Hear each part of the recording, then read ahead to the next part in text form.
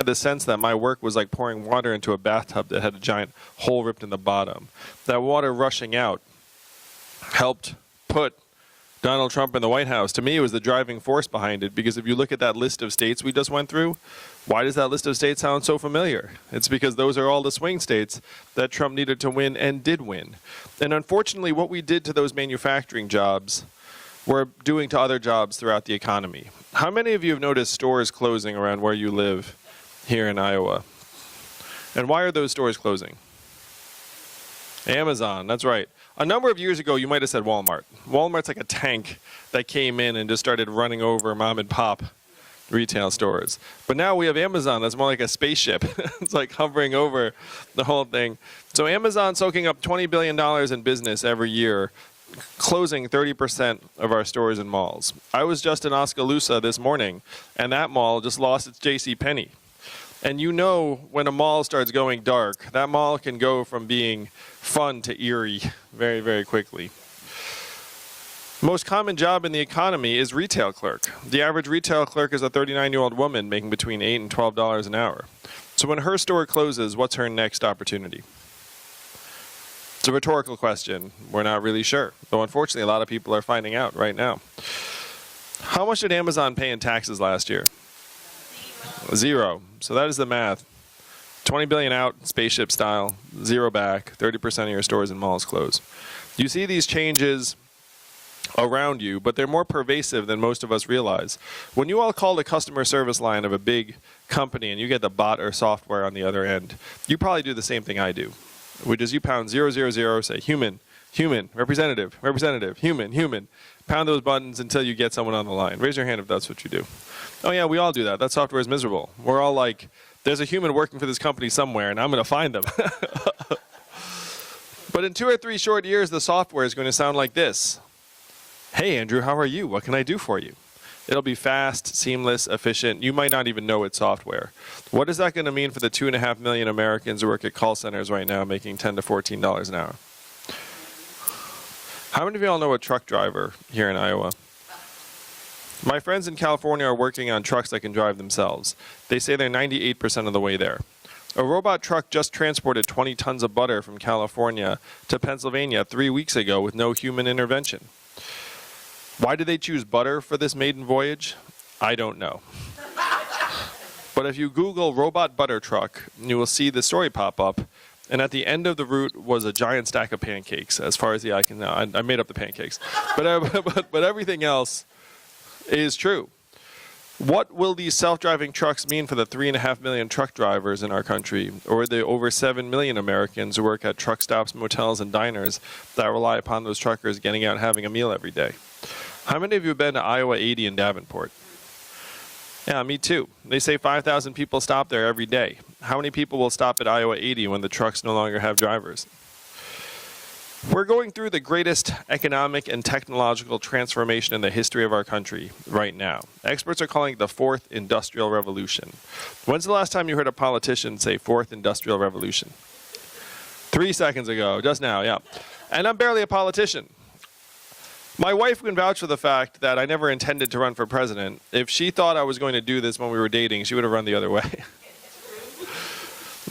So I'm an entrepreneur who's been creating jobs for the last number of years. I was getting medals and awards. I got to bring Evelyn to meet the president. So my in-laws were very excited about me for about a week.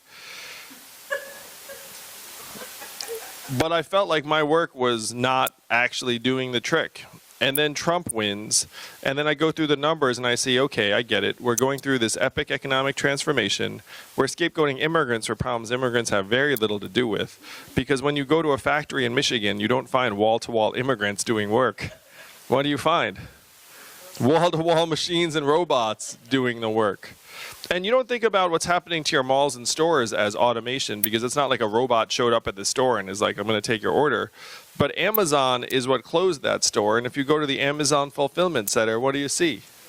Robots, that's right. And to the extent that they're humans in those Amazon Fulfillment Centers, they actually have bracelets on tracking their every movement because they're trying to find ways to get rid of them and make them more efficient. So this is where our economy has evolved to, and it's about to speed up. Before deciding to come to you all and run for president, I went to our leaders in Washington, D.C., and I said, what are we going to do to help our people manage this transition? And what do you think the folks in D.C. said to me when I said, what are we going to do? Nothing. Laughed. A person at another event here in Iowa made this Scooby-Doo noise, like, whoa, whoa, whoa. Yeah, so the answers I got out of D.C. were these. Number one, we cannot talk about this. Number two, we should study this. And number three, this will be familiar to you all. We must educate and retrain all Americans for the jobs of the future. How many of you have ever heard a politician say something like that? That's pretty familiar, right? But I looked at the studies. You all want to guess how effective the government-funded retraining programs were for the manufacturing workers who lost their jobs in the Midwest? You know it's low because I'm anchoring you low. I'm obviously suggesting the rates are very low. But you also know it's low because you know human beings. You know if you have hundreds of manufacturing workers that lose their jobs, they don't all come out and be like, I'm here for my coding training program now. I've been waiting for this opportunity. I mean, that's not reality. The success rates of these programs were very low, 0 to 15%. The reality is that almost half of the manufacturing workers that lost their jobs in the Midwest left the workforce and did not work again. Of that group, almost half filed for disability. You then saw surges in suicides and drug overdoses in those communities to the point where America's life expectancy has now declined for the last 3 years in a row. You know the last time America's life expectancy declined 3 years in a row? Great Depression is a great guess. It's a little bit further back. It's the Spanish flu of 1918, a global pandemic that killed millions of people. You have to go back 100 years because it's highly unusual for life expectancy to decline in a developed country ever. It ordinarily goes up and up because we're getting richer, stronger, healthier, right? But in America, it's gone down and then down and then down again. So when I said this to the folks in D.C., one person said something that brought me here to you all today. He said, Andrew, you're in the wrong town. No one here is going to do anything about this. Because fundamentally, this town, Washington, D.C., is a town of followers, not leaders. And the only way we will do something about it is if you were to create a wave in other parts of the country and bring that wave crashing down on our heads. And I said, challenge accepted. I'll be back in 2 years. And Sheridan, that was 2 years ago. And now here we are. I'm fourth in the polls and rising to be the Democratic nominee.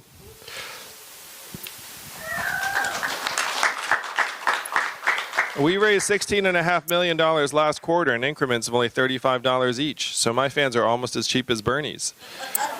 But there was no corporate PAC money in that number. This was all just ordinary Americans knowing that we have to retake our government, make it work for us again, and then actually take some of the value that's leaving your communities and bring it back to you.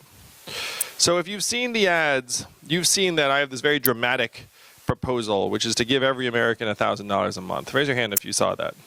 And then raise your hand again if you thought, that's a gimmick, that will never happen, that's too good to be true. No, it's totally fine. I understand. It's not my idea, though, and it's not a new idea. Thomas Paine was for this at the founding of the country. He called it a citizen's dividend for all Americans. Martin Luther King, whose birthday we celebrated on Monday, was fighting for this in the 1960s, guaranteed minimum income for all Americans. It is what he was fighting for when he was killed. And I know this in part because I had the privilege of sitting with Dr. King's son in Atlanta, who said that this is what his father was fighting for. It was so mainstream that 1,000 economists in the 60s, including Milton Friedman, one of the godfathers of modern economics, endorsed this plan. And it passed the U.S. House of Representatives twice in 1971 under Richard Nixon. 11 years later, one state actually passed a dividend where now everyone in that state gets between $1,000 and $2,000 a year, no questions asked. And what state is that? And how does Alaska pay for it? And what is the oil of the 21st century? Technology, data, AI, self-driving cars and trucks. A study just came out that said that our data, your data, is now worth more than oil. How many of you saw that study? How many of you got your data check in the mail last month? So if your data is now worth billions of dollars a year and you're not seeing a dime of that, then who's getting all of that money?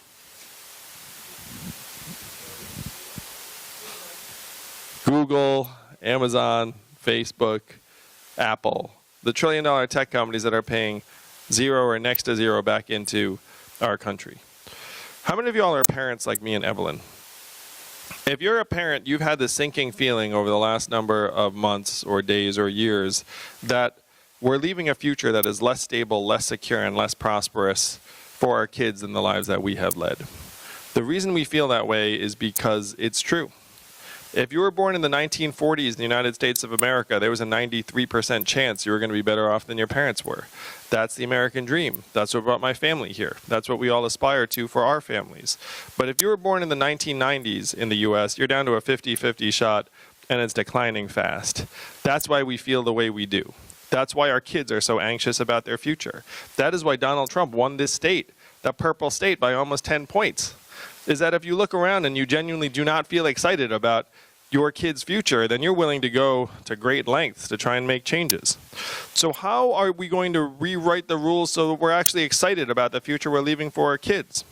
If we reach up and take a tiny sliver, your fair share of every Amazon sale, every Google search, every Facebook ad, every robot truck mile, eventually every AI work unit, we can easily afford $1,000 a month and put it into your hands, in the hands of your families. Particularly because when you have this money, where will it actually go? How much of it would stay right here in Iowa? Most all of it. Not all of it. You might get your own Netflix password or do something that would result in some of it floating away. But most of it would go to healthcare bills and car repairs you've been putting off and Little League sign-ups and daycare expenses and local nonprofits and religious organizations and maybe Democratic Party dues for Jim. This is the trickle-up economy from our people, our families, and our communities up. This would work. And this is just about the only thing that would work to create a new way forward for rural areas that are getting sucked dry. So it seems dramatic, but it actually becomes very, very common sense and even inevitable when you realize the scope of the situation that we're in. We're being told that things are great right now. You have corporate profits at record highs, GDPs at record highs. You know what else are record highs in the United States of America right now? Financial insecurity, stress, mental illness, anxiety and depression, substance abuse, drug overdoses, suicides. You know what are record lows right now? Starting a business for a young person, getting married, having a kid. All the things you associate with a good life have fallen to record lows. But corporate profits are up. If your corporate profits are going up and your life expectancy is going down, which do you listen to? We know which one DC is listening to. DC cannot even see people in life expectancy anymore. It can just see the dollars. Washington, DC today is the richest city in our country. Think about that. What do they produce? No one knows. And yet business is awfully good. Donald Trump said he wanted to drain the swamp. I want to do something a little bit different, Sheridan. I want to distribute the swamp. Now, what do I mean by that? Why do we employ hundreds of thousands of government workers in the most expensive city in the country? Why wouldn't we move some of those jobs to Michigan, Ohio, Pennsylvania, Iowa? We would save billions of dollars immediately, and I would argue that those government agencies would make better decisions because they were living someplace normal and not all in DC just talking to each other all the time. I'm for term limits for members of Congress. Their goal should be to go to DC and do your work and then come home. It should not be to go there and then stay as long as possible because they like it so much. And I know how we're going to pass it after I'm your president. I'll be your president a year from now, thanks to you.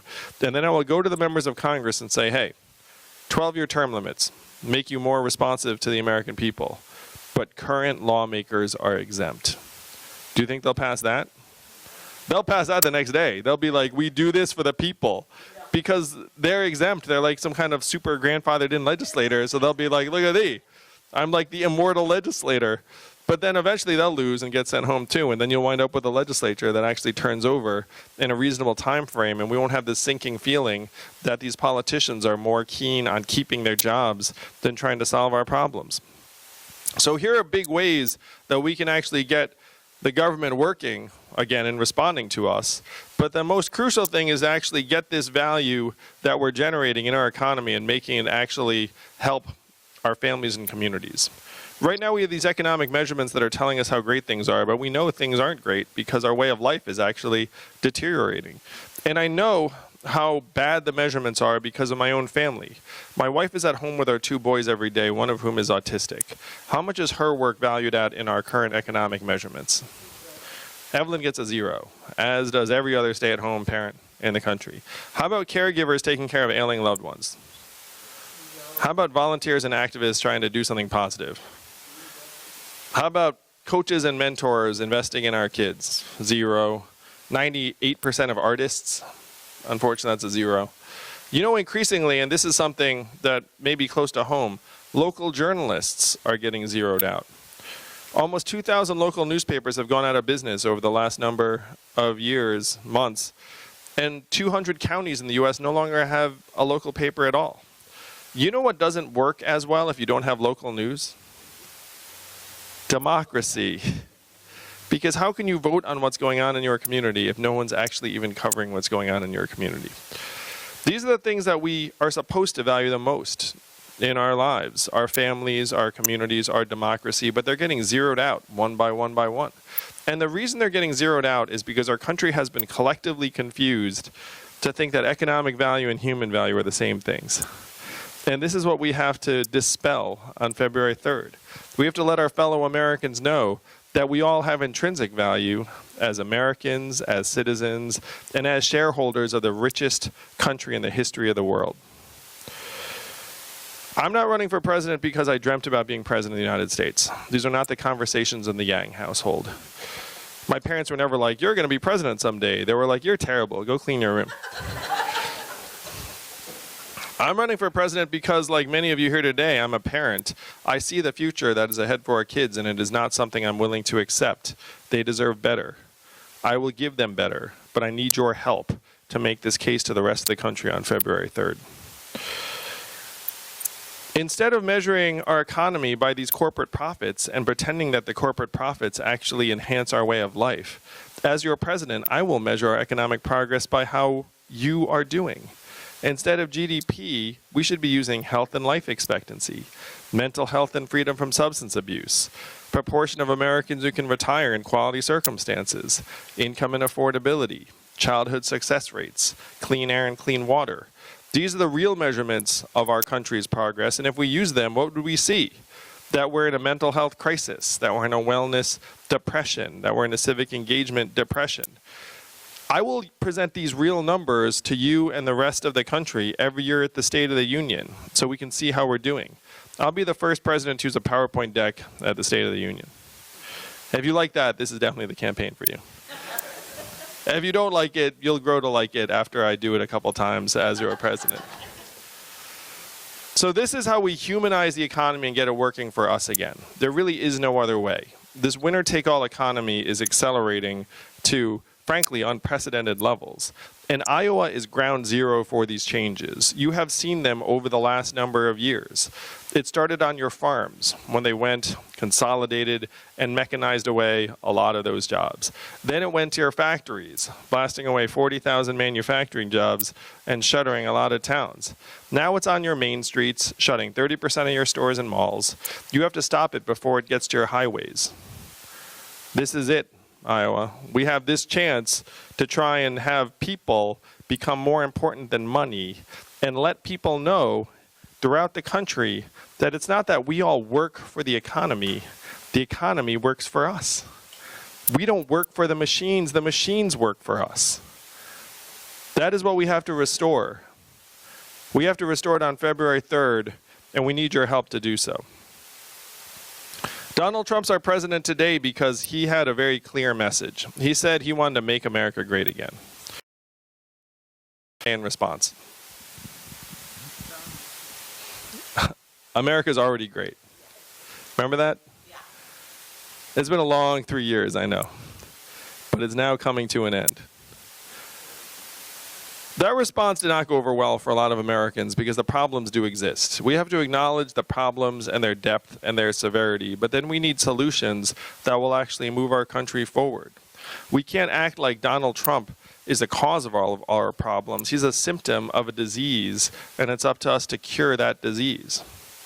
So what were Donald Trump's solutions to the problems that he pointed out? Build a wall, turn the clock back, bring the oil jobs back. You all know we have to do the opposite. We have to turn the clock forward. We have to accelerate our economy and society to rise to the real challenges of this time, like climate change. We have to evolve in the way we see ourselves and our work and our value. I'm the ideal candidate for this job because the opposite of Donald Trump is an Asian man who likes math. Thank you all very much. You may not know this, Sheridan, but math is actually an acronym. And what does it stand for? Make America Think Harder. That's right. That's your job on February 3rd. It's your job to move this country, not left, not right, but forward. And I know that's just where you will take us. Thank you all so much. Love to take some questions. Yeah, you got a mic? Look at that. I just give you the mic. I'd just like to know your stand on climate change. And also, are you going to insist that we get rid of all private insurance, or are you more in the camp of... Oh, you can't hear me? Okay, I'll speak louder. I want to know Andrew's stand on climate change, and I also want to know if he is in the camp where we have to get rid of all private insurance, or if he believes we should have a public option and move forward in that direction. Thank you for both those questions. Those are great questions. How many of you all are concerned about climate change? It's crushing us. It's an existential threat to our way of life. And there are a number of ways I think we need to speed up on climate change. To me, we should be shifting the subsidies that we're giving these fossil fuel companies and push them towards wind and solar. We have to actually integrate climate change into the way we measure our economy moving forward. One of the things I say to people is, if you had to put a price tag on climate change, how much would it cost? And for context, our annual economy is about 21 trillion a year right now, accounting. So if you had to put a price tag on climate change, go ahead and throw a number out. Trillions of dollars, tens of trillions of dollars, thousands and thousands of lives. So what we have to show our fellow Americans is that doing nothing is actually very, very expensive, and that investing billions of dollars in making our communities safer, stronger, more resilient is actually a cost saver. This is the confusion that we have to alleviate for many, many Americans, and it's tied to this financial insecurity that I was talking about. If you go to one of the 78% of American families who are living paycheck to paycheck, or the half that can't afford an unexpected $500 bill, and you go to them and say, we need to fight climate change, what are a lot of them going to respond? I can't pay next month's rent. I can't worry about a problem next year or 10 years from now. It's probably not that bad anyway. So getting the boot off of people's throat is actually a very important first step to get consensus on climate change, because then if people feel secure about their future and their kids' future, then they'll say, okay, like maybe this is something we need to look at. The other thing we have to try and dispel for many Americans is when you say we need to fight climate change, what do they hear? My prices are going to go up, it's going to be more inconvenient for me, you're going to make me do annoying stuff, and you're going to get rid of jobs. So this is what we have to, again, change by saying, look, by moving in this direction, we're going to create jobs, we're going to save you money, we're going to put you in position actually to be generating more of the kind of opportunities you want. That's not what most Americans are hearing right now. The toughest truths are these. When a politician says they're going to prevent climate change, what's wrong with that statement? We're already on the curve. The last 4 years have already been the 4 warmest years. We've already seen the floods. So at this point, we need to start investing in trying to make ourselves more resilient for the ongoing changes, because the changes are coming. The changes are already here. The other really tough truth is that the United States of America is only 15% of global emissions. We like to talk as if we're 100%, but we're 15%. So even if we were to get ourselves way down, the Earth will likely continue to warm, particularly as China is exporting coal-burning power plants to Africa. So if we want to try and bring the rest of the 85% down, what do we have to do? We have to go to those African governments and say, don't take these coal-burning power plants, take these solar panels instead. We will subsidize them for you. It's a no-brainer. So you have to try and lead very aggressively in that direction. But we realistically are on the curve, And it's going to continue to escalate even if we take heroic measures, which I would lead us and try and lead the rest of the world in that direction. On the health insurance side, I believe we need universal health care in this country. I'm the numbers guy, and it is staggering how much we're spending on our health care in ways that does not actually make us healthier and stronger. We have to break the backs of the drug companies that are just gouging us, these crazy price increases all the time for drugs that we help to subsidize. All of this said, I would not legislate away private insurance companies because a lot of Americans rely upon those plans. A lot of Americans negotiated for that coverage and even gave up wages. So we have to provide health care to Americans and then demonstrate that that public plan works. If you like your private coverage, you're on your private coverage. If you don't have coverage, then you can make use of this public plan. And that, to me, is the best balance. I will say that right now, our health insurance system is this hidden impediment to us doing the kind of work we want to do, starting businesses. Like right now, it's freezing a lot of people in place. Can you imagine how many Americans think about starting a business, but then think to themselves, what am I going to do about my health care? That's probably millions of Americans a year. And so if you can actually get health care off of people's backs and make it so that it goes with you wherever you go, then we'd have a much more dynamic and productive economy. And the fact that healthcare is tied to our jobs is actually completely an historical accident. I don't know if you know this, but in World War II, there were pay caps because it was the war. And so then companies said, well, I want to try and attract employees, so I'm going to give them healthcare coverage on top of the salary. And that's how we wound up with this crazy system where healthcare is tied to a job. It actually makes no sense that healthcare is tied to a job. And in other economies, other countries, they do not do it this way because it's really counterproductive. So we have to try and shift ourselves towards universal healthcare over time, taking into account the fact that half of Americans have private insurance plans, many of them like it, and we should not imagine, frankly, that we can just make all that go away with a stroke of a pen. Because like all of these plans, you know what they have?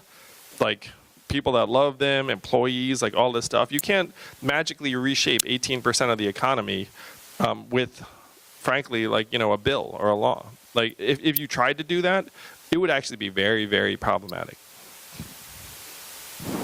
Thank you. Those are somewhat long-winded answers to those questions, but I thought they were very important questions. Sure. In Sheraton, of course, I've been here 11 years now, and 15 years prior to that, I believe we lost a big employer. They're partially here. That's Hy-Vee corporate. They took their corporate and they moved to West Des Moines, which demolished the square, and people left, and we lost a lot. Because that, we are left with a lot of poverty in this town. There are some professionals still.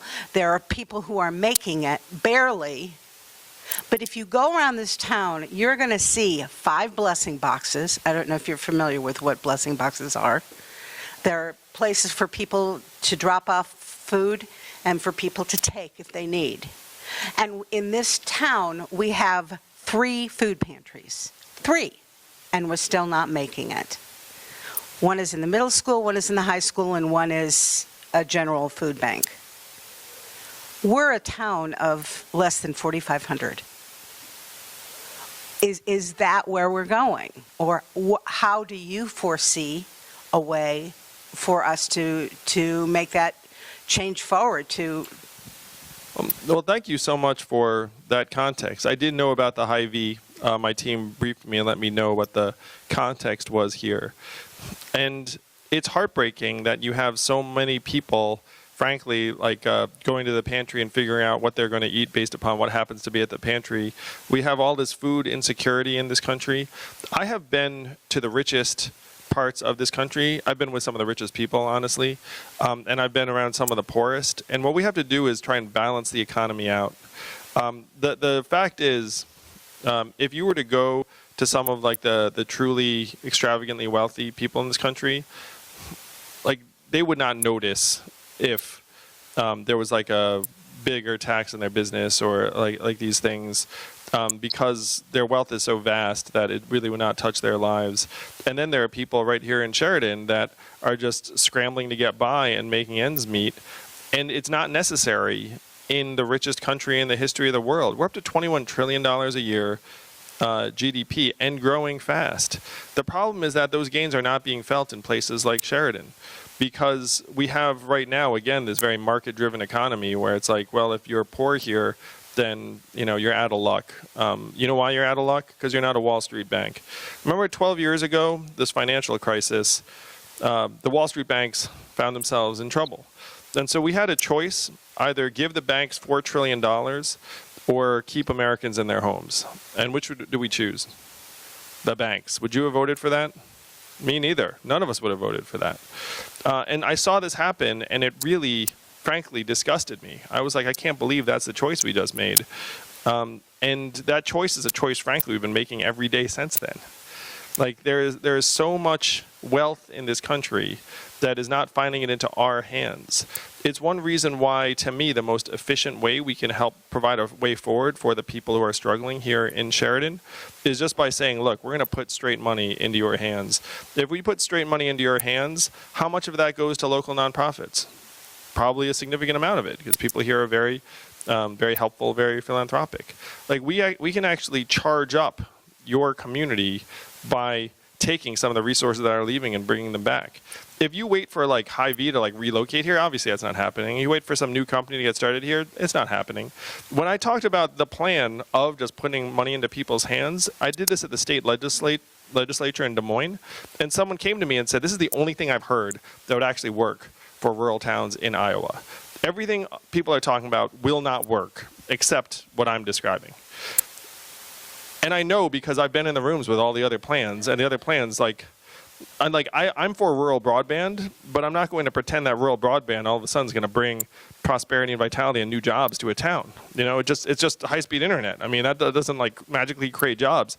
So we have to get real about what the challenges are.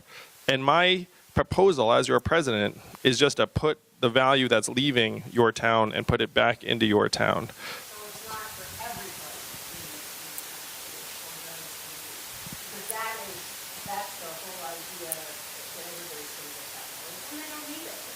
Well, the folks that are at the top of the income chain that do not need it and would make no difference to them, the fact is the way that we're going to be getting this money for this is from them. And so the example I use is this. Let's say Jeff Bezos is worth $115 billion today post-divorce, which is true. He is. And there's no judgment. I'm just saying. So how much are we going to get from Jeff and Amazon if we put this tax on Amazon when all the revenue is flowing in? And then every year, Jeff takes $1 billion of his wealth and buys rocket ships to Mars. And we get a tax on that too.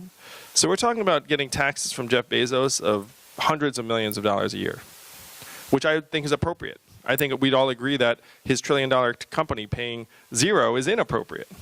So with this new system, you get hundreds of millions of dollars from Jeff personally.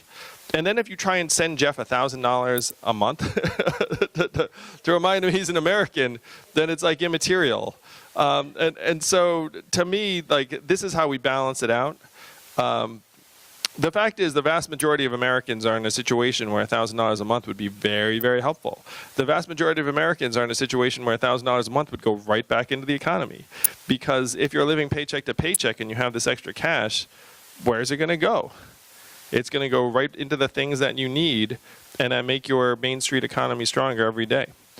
So I love your question, and there is so much pointless deprivation and scarcity and misery in our country today that we can address, I promise you.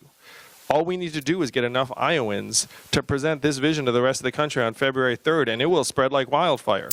If we win Iowa, I just want you to envision the headlines. Andrew Yang wins Iowa February 3rd. Oh my gosh.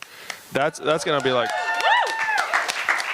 If we get that headline, we'll win New Hampshire too, and then there's going to be no stopping us. But it has to happen first here in Iowa. That's why it's such a privilege and honor to campaign here, because you all have this power. But I want to help you alleviate the scarcity that you're seeing in your town. And I actually think you should have a higher standard for the presidential candidates who come through. I have a feeling that the standard people have had is like, I want to send someone that we like and are proud of to D.C. Like, I feel like that's the way Iowans see their responsibility. I think it should be higher. I think you have to say, we need to deliver someone to D.C. who will actually improve our way of life in our community.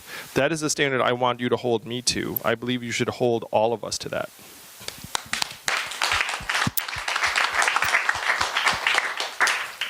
I have another.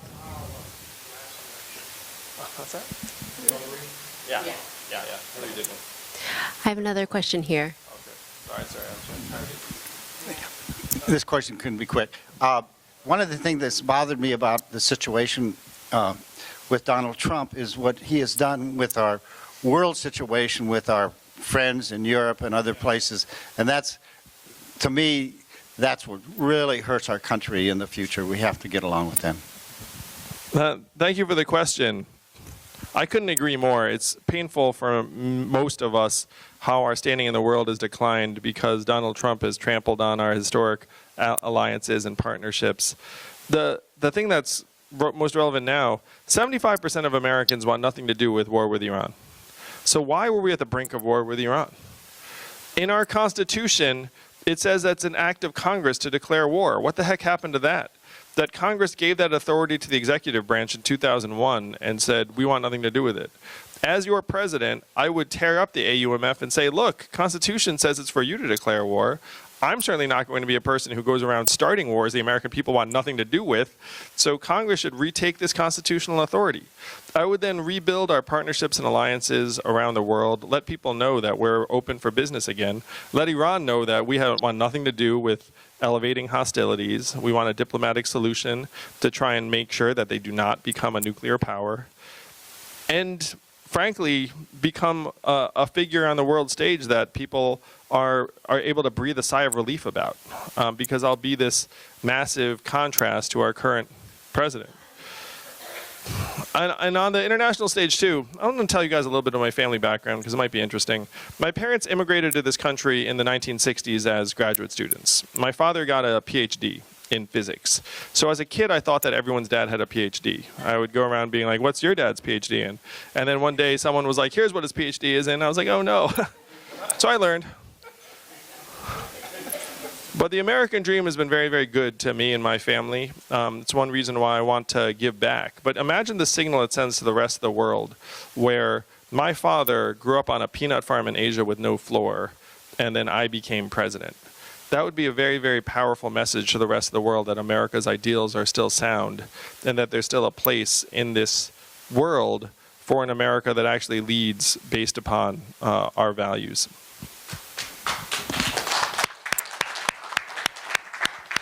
Sir, I think you had a question? Yeah, where do you stand on the Second Amendment? Sure. Oh, yeah. That's like the answer question. All right. So the question was about gun rights. I'm for common sense gun safety regulations that most Americans support at this point. So it's universal background checks and red flag laws.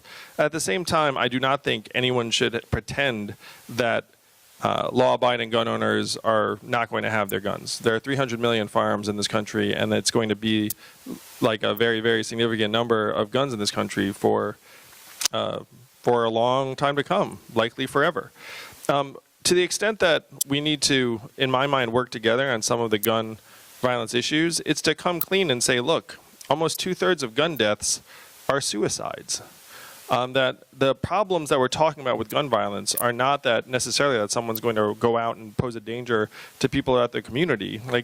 Actually often it's the gun owner, him or herself. So to me, we'd want to take a look at gun safety laws that we can all agree on, but we should also be looking at mental health resources in our communities. We should be looking at what's going on in families and schools. As the father of an autistic boy, I know if you have the wrong boy in the wrong school, some very bad things can happen, generally to that boy, but sometimes to others in the community. So putting resources into schools that actually accommodate different types of learning styles and abilities and brain wiring for boys in particular, because the reality is 98% of the shooters that we're concerned about are boys.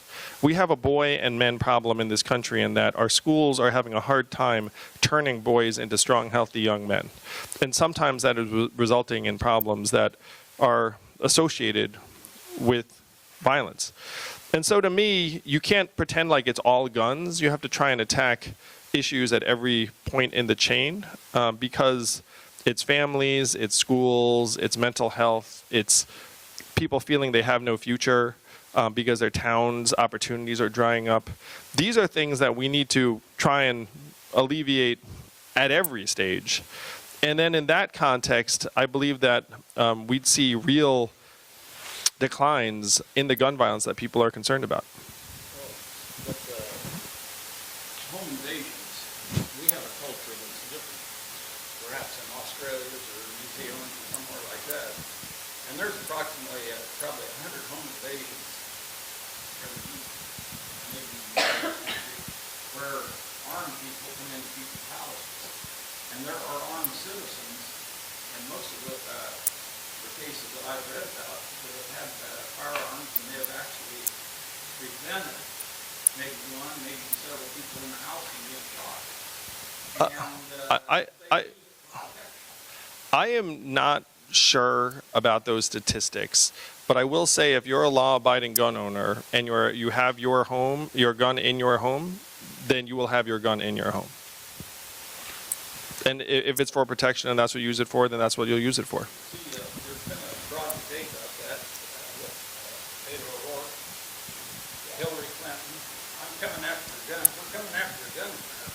Okay. You will not hear that sentiment from me or I believe many other candidates. I just don't think it's helpful.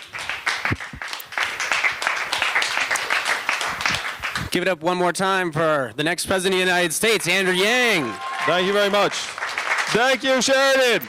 Let's fight for a future we're actually proud of for our kids and turn this around. February 3rd, we need you to caucus. Thank you so much. Folks, if you'd like an opportunity to meet Andrew, he's just going to do a quick few minutes with a local reporter, and then we'll meet back here in front of the Iowa flag with Rachel here holding her hands up, and we'll be sure to get you some photos and autographs. Thank you so much. Hello. Hi. Thank you for being here. Nice to see you. Thank you Thank you. Appreciate you. You want me to sign your math hat? Hello, sir. Yes.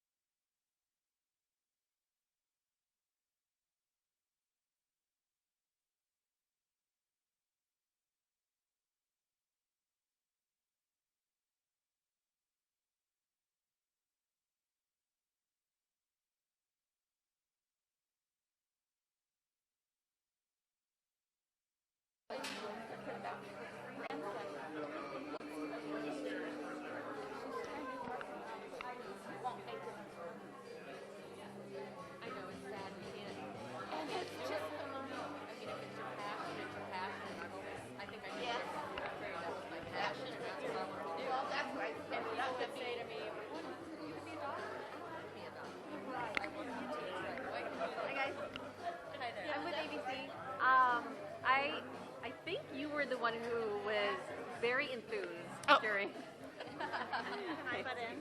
Of course. We just wanted to ask, well, both of you actually, who your top choice was, second choice, and what you thought of Andrew Yang, if you have a second. Yeah. Well, first, could I get your name and have you spell it for me? Yes, Linda O'Connell. L-I-N-D-A-O''Connell.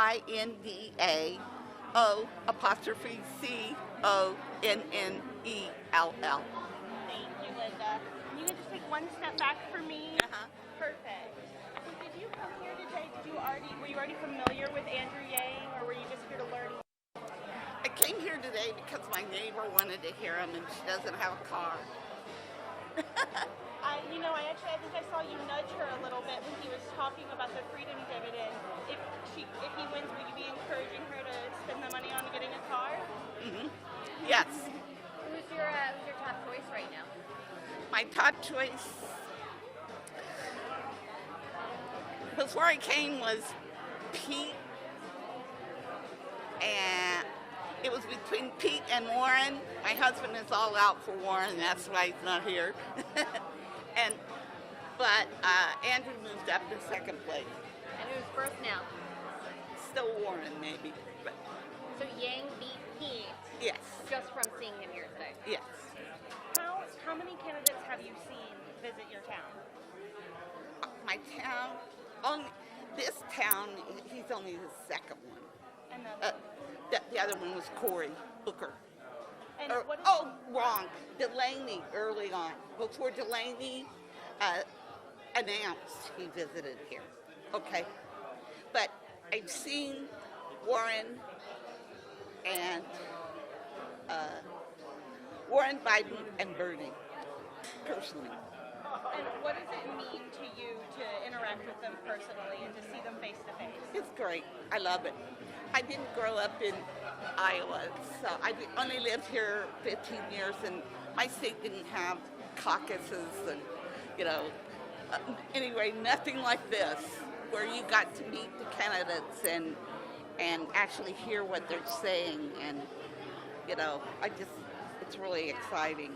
And I didn't know much about him, except for the $1,000 a month, and then I'm just thinking, that sounds so silly. I mean, how's he going to do that? But now I understand what he's saying.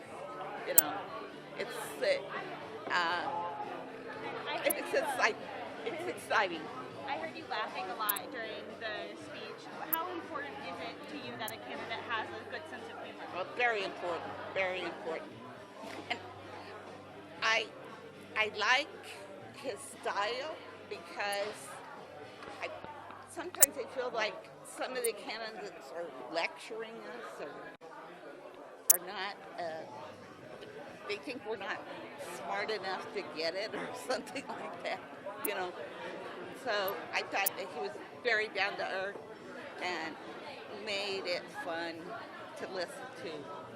I want to go back to what you said about how Warren is still your number one, but Yang has replaced Pete in your sort of ranking. And can you kind of maybe break down or pinpoint why?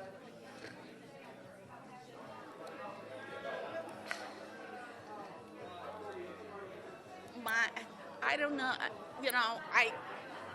I like Warren. But I'm scared about the woman issue. I'm because of what happened to Hillary.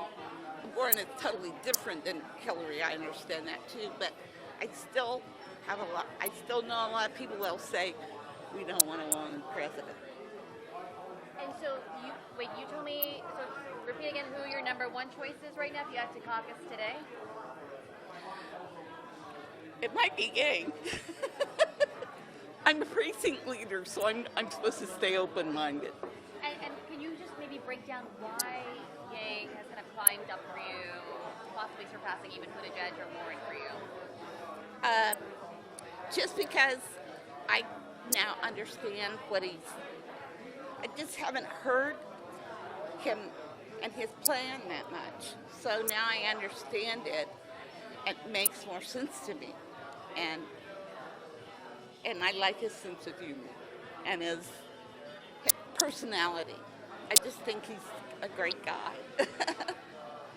I like Pete too, but he's a little young. Pete still has time. He can run in 2028 Do you after find Andrew. that Pete doesn't have something that you think Andrew Yang particularly is strong at? Well, I don't know. They might make a good team. Thank you so much. I'm gonna try to get to some of your Okay, neighbors over here. sure.